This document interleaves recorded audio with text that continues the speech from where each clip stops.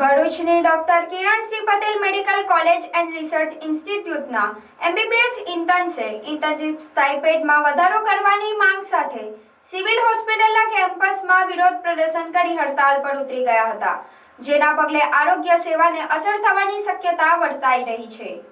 150થી વધુ MBBS interns હોસ્પિટલના કમ્પાઉન્ડમાં શાંતિપૂર્ણ રીતે બેસી વિરોધ નોંધાવ્યો હતો અને કામકાજથી અળગા થઈ ગયા હતા। કોલેજના ડીન, પ્રિન્સિપલ અને મેનેજમેન્ટને લેખિત રજૂઆત કરી હાલ મળતા માસિક ₹15,300ના સ્ટાઇપેન્ડને વધારી ₹21,800 કરવાની માંગ કરી છે। એમબીબીએસ ઇન્ટર્ન્સનું કહેવું છે કે તેઓ emergency duty, ward management, OPD સહિત દર્દીઓની સારવારમાં મહત્વની જવાબદારીઓ નિભાવે છે।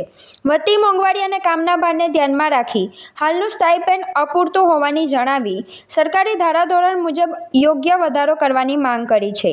મારું નામ ડૉક્ટર વિશાલ પટેલ છે। અમે ડૉક્ટર કિરણસિંહ પટેલમાં ઇન્ટર્નશિપ કરીએ છીએ।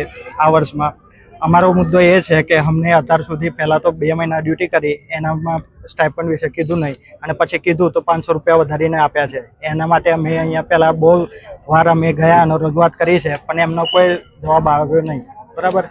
એના માટે પછી અમે અહીંયા એમને એક કીધું છે કે અત્યારે અમારે વધારે માટે જોઈએ છે અને એટલા જે અમે કામ કરીએ છીએ એ પ્રમાણે અમને સ્ટાઇપન્ડ મળતું નથી, એટલા માટે અમે અહીંયા સ્ટ્રાઇક કરવા આવ્યા છીએ।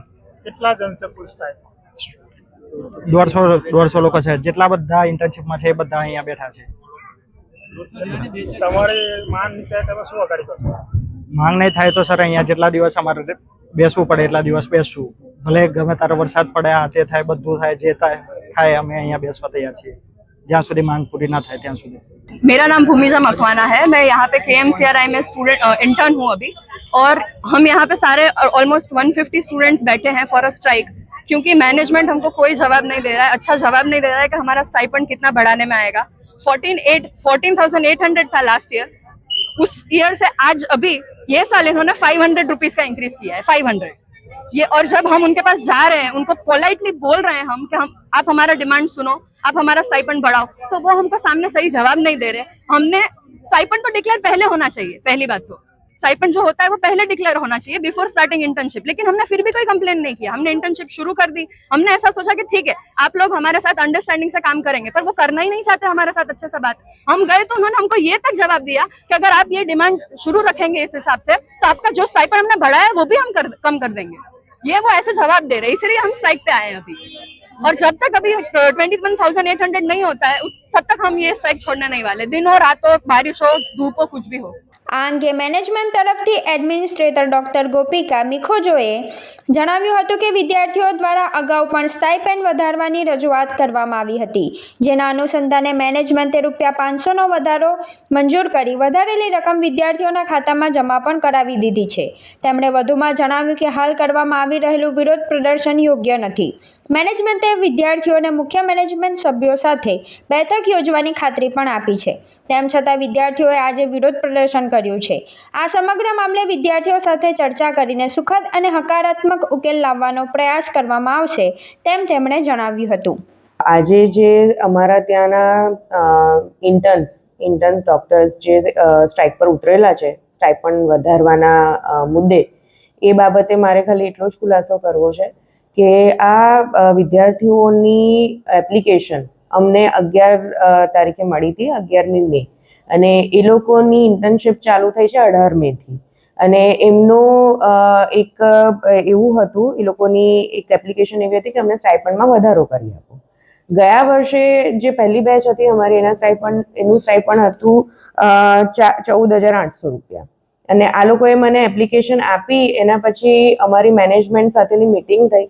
મેનેજમેન્ટે આ વિષય પર થોડું ધ્યાન આપ્યું અને એ લોકોના સ્ટાઇપન્ડમાં અમે લોકોએ ₹500નો વધારો કરીને આપ્યો। જે એપ્લિકેશન એ લોકોએ આપેલી હતી 11/5 એના સંદર્ભે અમે એ લોકોને વધારો કરીને આપેલો છે સ્ટાઇપન્ડનો। હાલનું સ્ટાઇપન્ડની રકમ છે ₹15,300, અને આ જે રકમ છે એ લોકોના અકાઉન્ટમાં સ્ટાઇપન્ડ પેટે જમા પણ કરી દેવામાં આવેલી છે। ત્યારબાદ એ લોકોના તરફથી, વિદ્યાર્થીઓ તરફથી કે એમના યુનિયન તરફથી કે એમના કોઈ પણ રિપ્રેઝેન્ટેટિવ તરફથી અમને કોઈ પણ બીજી ઓફિશિયલ કોઈ પણ અરજી આપવામાં આવેલી નથી કે જેના માટે અમે આગળ કઈ કાર્યવાહી કરી શકીએ. એક અરજી એમની જે અમારા પાસે હતી એના ઉપર અમે એક્શન લઈ લીધું છે, એની કાર્યવાહી થઈ ગઈ છે અને એના પૈસા પણ એમના અકાઉન્ટમાં જમા થઈ ગયા છે. તેમ છતાં જો એ લોકોને અમારા સીએમડી સાહેબને મળવું હતું, એમને મીટિંગ કરવી હતી આ મુદ્દે આગળ વાત કરવા માટે, જે અંગેની મીટિંગ 13મી તારીખે બરોડા ખાતે નિર્ધારિત પણ કરવામાં આવેલી હતી અને જેમાં એમને સાંભળવાનો પણ વિષય મૂકવામાં આવવાનો હતો અને એમના પ્રશ્નો નિરાકરણ લાવવાનું ટ્રાય કરવામાં આવવાનું હતું. પણ આજે જે આ લોકો ધરણા પર બેઠા છે એ અંગે અમારા પાસે આના પહેલા કોઈ જાણકારી નહોતી. એમને જે અમને એપ્લિકેશન આપી હતી એ અંગે અમે નિર્ણય લઈ લીધો હતો, એમના હિતમાં લીધો હતો અને એમનું વળતર પણ એમને ચૂકવી દેવામાં આવેલું છે. ત્યારબાદ એમની કોઈ એપ્લિકેશન અમારા પાસે આવેલી નથી. હાય. અરે કેમ શું થયું? તારા મોઢા પર કેમ 12 વાગ્યા છે? અરે જવા દે ને, કેટલી મહેનત કરીને મમ્મી માટે ડિનર સેટ લાવી અને મમ્મી કહે કે નકરું પ્લાસ્ટિક લઈને આવી છે, હવે એક્સચેન્જ કરાવીને સ્ટીલનું ડિનર સેટ લાવવા કહે છે. હા તો એમાં શું થયું? સ્ટીલ નો લઈ આવો. અરે જવા દે ને, ક્યાંથી સ્ટીલનું લાવું? આજકાલ સ્ટીલના વાસણો ક્યાં સારા મળે છે? કાં તો એ કટાઈ જાય, ફાટી જાય કે છેલ્લે કઈ નહીં તો વળી જાય. હવે સ્ટીલના વાસણો નહીં ફાટે, વળે કે નહીં કટાય. ભરૂચમાં સ્ટીલની કોઈ પણ વસ્તુ ખરીદવી હોય તો ભરૂચનું માત્ર એક જ સ્થળ, વર્ષોથી વિશ્વાસપાત્ર નર્મદા ઇન્ડસ્ટ્રીઝ. વાવ, આ તો બહુ હેવી અને સારી ક્વોલિટીનું સ્ટીલ લાગે છે. પણ આ બધી વસ્તુઓ પર ડિસ્કાઉન્ટ મળશે ખરું? અરે આ બધી વસ્તુ તને હોલસેલ ભાવમાં મળી જશે. ભરૂચના બધા હોટેલ્સ વાળા, કેટરિંગ વાળા બધા અહીંથી જ વાસણો ખરીદે છે. માત્ર ભરૂચમાં જ નહીં પણ વિદેશમાં પણ નર્મદા ઇન્ડસ્ટ્રીના ટ્રાય-પ્લાય વાસણોની ખૂબ જ માંગ છે.